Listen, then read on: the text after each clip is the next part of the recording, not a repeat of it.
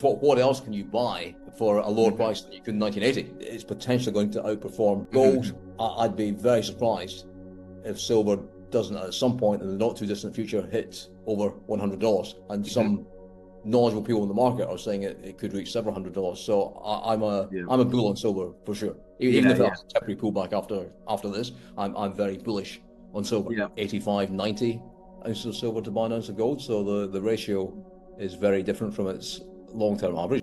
Welcome back to Ace Position. If any of our channel's 5 key verticals, stocks and shares, including commodities, acquisitions, including you yourself potentially taking part in hostile takeovers of public companies with us, profit maximization, asset protection, and tax minimization, sounds like everything you'd ever need in your finance journey, please don't forget to like, subscribe, turn on post notifications, and join our Discord chat room linked in the description so you can get in these plays and opportunities when we do. So you were saying silver has not taken its all-time high since 1980? January 1980 was the all-time high of silver at $49.45. Now, there was a little bit of a special situation going on back then. There were two brothers, the Hunt brothers, who were Texas oil millionaires, and they decided they wanted to corner the market in silver, which is quite an audacious thing to do, but they, like us and probably like a lot of the people watching, didn't believe in government money. They thought government money would fail, as it ultimately will, and they decided to corner the silver market. And so they controlled about 30% of the silver market, and the silver price went up from, I could have these figures slightly wrong, but I think from about $7 to the $49 that it ended up at, and they were on course to make an absolute fortune. How did they corner the market? Did they own all the mines? What were they, or hoarding all the silver?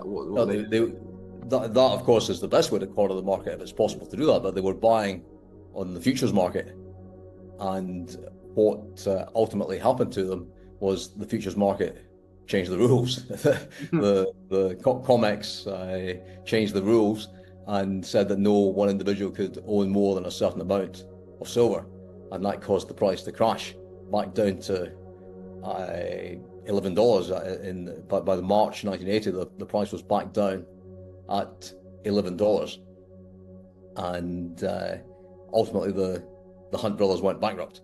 They lost. They had to sell their other assets to pay the margin calls from the COMEX, and they lost pretty much all their money.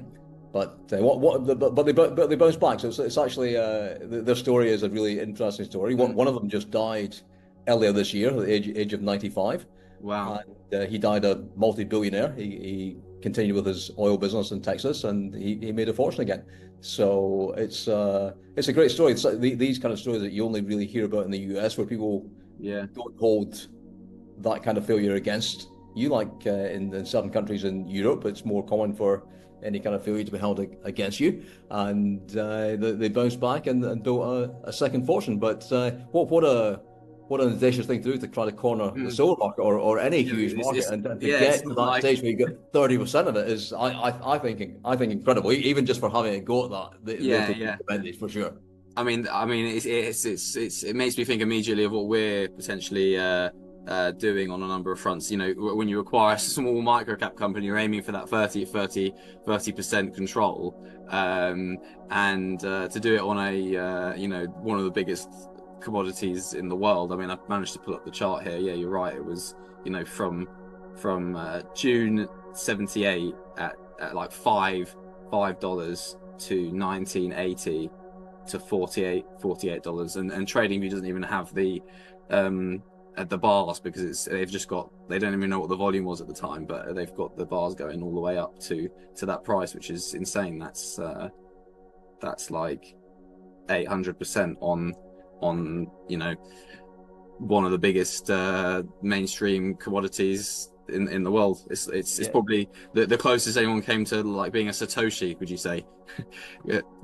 Yes, but back then, I'm not. We don't have the information to know if any one or group of individuals has cornered the Bitcoin market. I suspect, yes, they have. There are some Bitcoin whales out there that have cornered the market. But yes, the Hunt brothers were probably the or they at least try to be the Satoshis of their day. Silver, yeah, But, Satoshi's yeah. but where it's relevant today, as we're recording this, silver's just hit a 52-week high. It's nowhere near the highs of 1980. Yeah, it's at 32.70 last I looked, and I don't know where it'll be by the time this goes out. But what it shows is what else can you buy for a lower price than you could in 1980? Not very much that I can think of. Maybe a mobile phone or a computer, or things that barely existed back then. But there are not many commodities you can buy at less than their 1980 price. And we touched on the gold silver ratio before, things like that. It's potentially going to outperform gold. I'd be very surprised if silver doesn't at some point in the not too distant future hit over $100. And some knowledgeable people in the market are saying it could reach several $100. So I'm a bull on silver for sure. Even if that's a temporary pullback after this, I'm very bullish on silver. Yeah, I'm looking at the charts. You know, it's breaking out of all-time highs, but you know that can often be a time where things really do get away from themselves. At the same time, you know, 200 period moving average on a technical standpoint is at 27, and that looks like good support around there.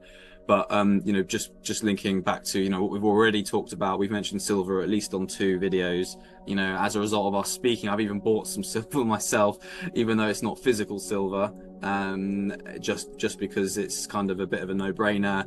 And just touch on, what was the ratio? Was it sort of 1 bar of gold to buy 8 bars of silver before? Now the ratio, what was the ratio? The long-term average is something around. It would take 20 ounces of silver to buy an ounce of gold. At the moment, it's 85-90 ounces of silver to buy an ounce of gold. So the ratio is very different from its long-term average. Will it go back there? No, nobody knows for sure. But there's certainly a lot of catching up to do if the price moves significantly in silver, which I think it will. Yeah, there's almost too many reasons why it could really get on a groove here. So there's a big bullish story, and with gold, you know, gold at $2,700 an ounce. The next big milestone is $3,000. It's hit an all-time high in pounds and Swiss francs recently too, and other currencies. So gold is definitely. I mean, I think we'll see gold certainly in excess of 5,000 in the not too distant future, and maybe much higher. But that's not good news for the economy. I mean, it means that the gold market is sensing there's something badly wrong with the economy, something badly wrong with the monetary system. And they're not wrong about that. The global economy has got too much debt. There are going to be major problems. Yeah, and didn't obviously gold and silver making a slight breakout from recent highs, but obviously pegged against instead of the dollar against this, I think it was the Swiss franc. Normally that lags behind. Is that correct? And that's just broken out. The last to break out. The dollar's been falling. The dollar index broke the 100 mark on its way down, just under 100. The dollar index. So the dollar has been very weak. Obviously, everybody always says that the dollar is, yes, it's paper money. It's going to zero, but that can take a long time to happen. So it's certainly weaker against other currencies. It's weaker against gold. We had this enormous amount of money printing in recent years because of the pandemic and so on. Budget deficits are out of control. The interest levels on US debt is out of control. It can't possibly be repaid. So the central banks have no choice but to inflate. They have no choice. If they don't inflate, the economy crashes. If they do inflate, the economy crashes just in a slightly different way. So the Fed reduced interest rates by 0.5% last week. We'll see what happens. But that to me, as we said in the last video, is a sign of panic.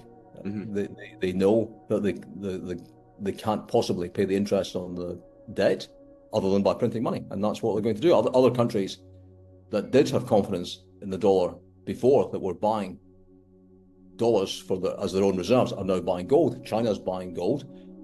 Russia's buying gold. You know, if you go the Chinese or the Russians or any other country for that matter, would you keep your reserves in US dollars when the US have shown that they're prepared to monetize their currency. They froze, basically stole the Russian assets. So whatever your view on Russia is, if they're prepared to do that with them, if you're China, you're going to be thinking, wow, that could happen to us. I'm not going to keep my reserves in that asset. I'm going to have something solid that I can control, and that would be gold and silver to a lesser extent.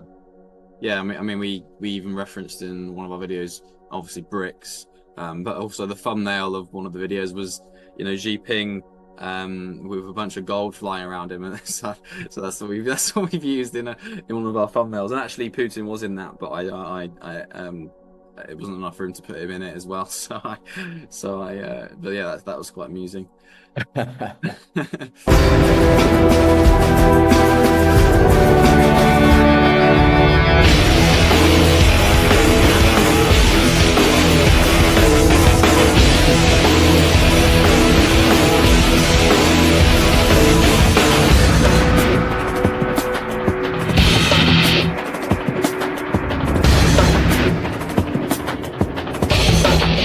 As for me, I like the stock. Order filled.